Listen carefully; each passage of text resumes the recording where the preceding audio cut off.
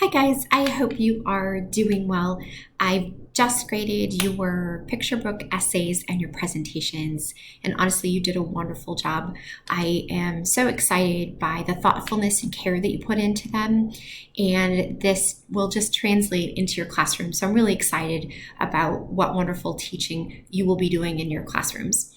I've taught in inner city schools, in rural areas, in the high schools, and it's not always an easy job, but I promise you it is rewarding. And every day I come to work and I'm excited to be here. So that's what I want for you.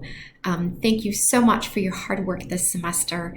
I want to talk to you a little bit about what's happened. So I do take into account your survey results. So you had asked that perhaps I not have the essays count punitively, right?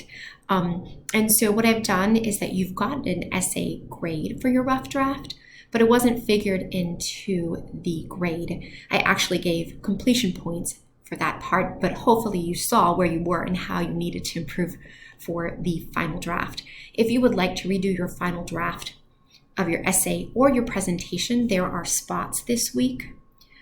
So let me kind of show you those. You will complete the worksheet. The final exam will be available, and the sooner you get that done, the better for me. But I'm giving you until Friday to complete that.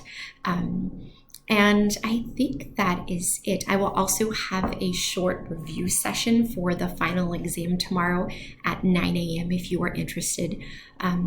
And it's really been a pleasure getting to know each of you. I know that this screen might limit some of our interactions, but I feel that I've been able to get to know you, and I've appreciated your time and your effort, and know that you can contact me until the end of the semester and after. If you need letters of recommendation or advice or anything that I can do to help you, please don't hesitate. And it's been a real honor, and I wish you all the very best. Bye-bye.